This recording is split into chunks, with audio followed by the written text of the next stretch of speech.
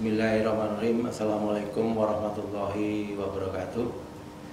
Izinkanlah kami menyampaikan usulan riset dari LPDP, yaitu RISPRO tahun 2020. Judul riset meningkatkan kompetensi guru, merdeka belajar dan membangun learning community melalui implementasi lesson study. Institusi periset Universitas Veteran Bank Nusantara Sukoharjo, Lembaga Periset LPPM Universitas Bandara Sukoharjo, Mitra Dinas Pendidikan dan Kebudayaan Kabupaten Sukoharjo.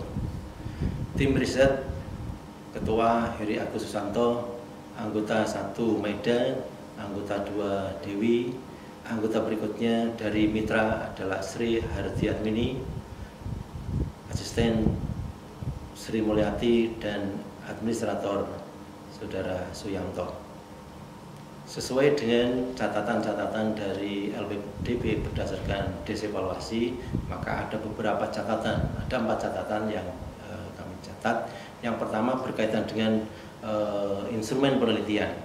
Dalam penelitian ini, maka instrumen yang kami susun, yang pertama berkaitan dengan pengukuran kompetensi guru, yang kedua pengukuran pemahaman merdeka belajar, yang ketiga pengukuran pemahaman learning community, dan yang keempat instrumen implementasi lesson study, yaitu meliputi observasi, plan, do, dan see yang secara lengkap akan disampaikan di lampiran. Kemudian roadmap kami membagi tiga bagian waktu: sebelum, pada saat, dan sesudah. Sebelum penelitian, yaitu tahun 2012 sampai tahun 2020. Saya sebagai Ketua Tim Pelaksanaan Lesson Study di Universitas Bandara Sukoharjo, kemudian adanya hasil artikel pada seminar tentang Lesson Study, kemudian adanya jurnal internasional berkaitan dengan Lesson Study, dan juga pada tahun 2016 penelitian berkaitan dengan pengembangan modul berbasis lesson study untuk meningkatkan kompetensi calon guru FKIP Universitas Bandara Sukoharjo, dan juga adanya artikel seminar nasional di perguruan tinggi berkaitan dengan lesson study, dan diikuti dengan implementasi lesson study di sekolah. Kemudian yang dilaksanakan tahun 2001, yang kedua, dan 2022, yaitu riset implementasi lesson study untuk meningkatkan kompetensi guru, model belajar, dan membangun lesson learning community yang akan dilaksanakan pada gugus Cempaka yang menjangkau 7 sekolah, itu pada tahun 2021. Dan tahun 2022 maka riset diperluas, yaitu pada 3 gugus, yaitu Cempaka, Anggrek, dan Pelamboyan, yang meliputi 20 sekolah. Nah, setelah 2 tahun riset ya dengan LPDP ini, maka setelah riset ini adalah dilanjutkan dengan implementasi lesson study untuk meningkatkan kompetensi guru, merdeka belajar, dan membangun learning community di semua gugus yang ada di Kecamatan Sukoharjo. Kemudian pada bagian tahun berikutnya adalah implementasi LS yang meliputi 3 kecamatan dari 12 kecamatan yang ada di Sukoharjo, yang dipilih Kecamatan Sukoharjo bagian utara, bagian tengah, dan bagian selatan. Kemudian berikutnya pada waktu berikutnya adalah implementasi LS untuk meningkatkan kompetensi guru, merdeka belajar, dan membangun learning community di setiap kecamatan yang ada di Sukoharjo, sehingga ada 12 kecamatan masing-masing 1 gugus, sehingga ada 12 gugus. Kemudian berikutnya berkaitan dengan metode. Yang pertama desain riset. Desain riset yang kami lakukan adalah penelitian tindakan sekolah dengan pendekatan kualitatif dan kuantitatif. Kemudian lokasi penelitian tahun pertama di gugus Cempaka di 7 sekolah, pada tahun kedua di gugus Cempaka, Anggrek, dan Pelamboyan meliputi 20 sekolah dengan sasaran adalah guru SD. Kemudian berikutnya subjek riset pada tahun pertama 28 guru dari 57 guru tetap dari 7 sekolah, sehingga tiap sekolah ada 4 guru. Kemudian tahun kedua 40 guru dari 140 guru tetap, tiap sekolah diambil 2. Kemudian yang keenam adalah pengambilan data. Pengambilan data menggunakan metode observasi, angket, wawancara, dan dokumen. Berikutnya yang ketujuh adalah validitas data. Validitas data kami akan menggunakan triangulasi metode dari metode yang sudah ada, kemudian divalidasi dengan menggunakan metode yang lain.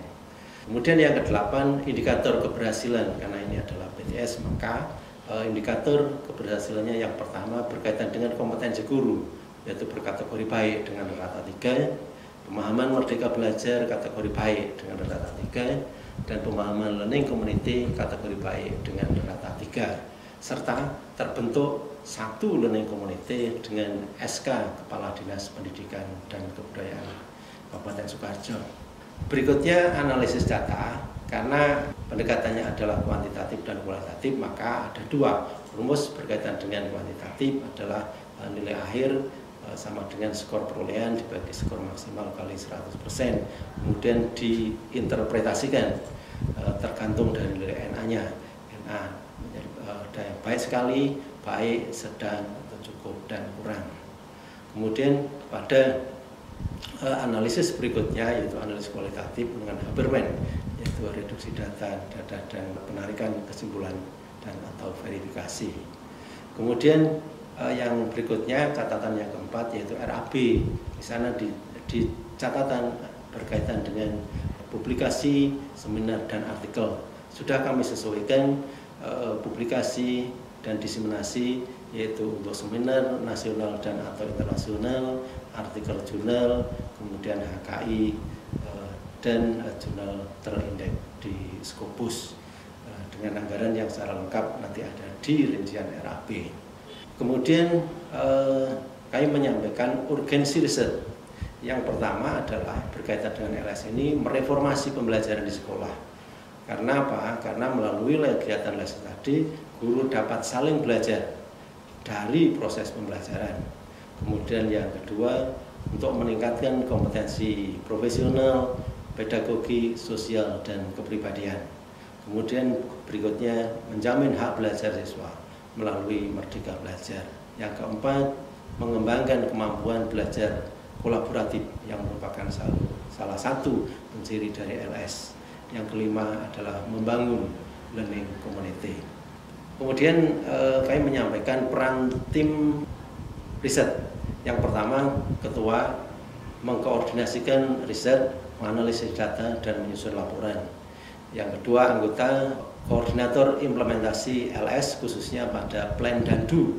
Kemudian sebagai observer lesson study, menyusun bahan ajar dan menyusun lembar observasi. Berikutnya Dewi sebagai koordinator implementasi LS khususnya pada saat C. Kemudian sebagai observer LS, menyusun media pembelajaran, menyusun pedoman evaluasi perangkat, dan menyusun pedoman evaluasi pelaksanaan pembelajaran. Berikutnya dari mitra, anggota dari mitra Bu Sri Hadiatwini, yaitu mengkoordinasikan peserta para guru, kemudian observer lesson study, dan menyediakan lokasi implementasi LSLC karena beliau adalah sebagai koordinator pengawas di Dinas Pendidikan dan Kebudayaan Kabupaten Sukoharjo, khususnya di Kecamatan Sukoharjo. Berikutnya Dr. Sri Mulyati membantu untuk penyusunan bahan ajar dan membantu pengambilan data. Kemudian berikutnya Saudara Suyanto sebagai administrator mengadministrasikan kegiatan sosialisasi, mengadministrasikan kegiatan plan, do, dan see, serta dokumentasi, yaitu foto dan video LS. Kemudian rencana aktivitas riset, ya, pada tahun pertama adalah menyusun perangkat pembelajaran yang diperlukan pada saat pembelajaran, meliputi media, LKS, kemudian instrumen penilaian RPP, kemudian instrumen penilaian pelaksanaan pembelajaran, kemudian pedoman pelaksanaan lesson study bagi guru, dan instrumen observasi. Berikutnya validasi dan uji coba terbatas pada 7 sekolah, 1 gugus yaitu gugus Cempaka. Kemudian diuji cobakan itu. Kemudian pada tahun yang kedua, implementasi yang lebih luas tentang lesson study yang meliputi 3 gugus ya, yang ada di Kecamatan Sukoharjo, yaitu gugus Cempaka, Anggrek, dan Flamboyan yang menjangkau sekolah sebanyak 20 sekolah. Ya. Kemudian luaran riset diikuti dengan kegiatannya. Yang pertama adalah pada tahun pertama draft buku model pedoman LS bagi sekolah ya, yang kita sebut dengan model LSLC.